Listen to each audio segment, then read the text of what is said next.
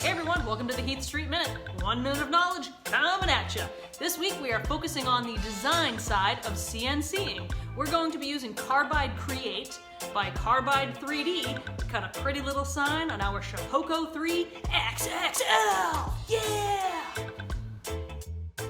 To start, you'll set up the parameters for your piece. This includes the dimensions, where you want your CNC to start, the material and type of machine you're using.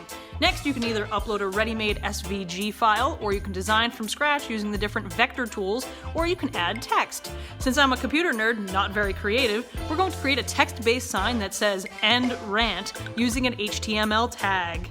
Is it lame? Yes. Am I lame? Yes. Are you going to keep watching this video? I hope so.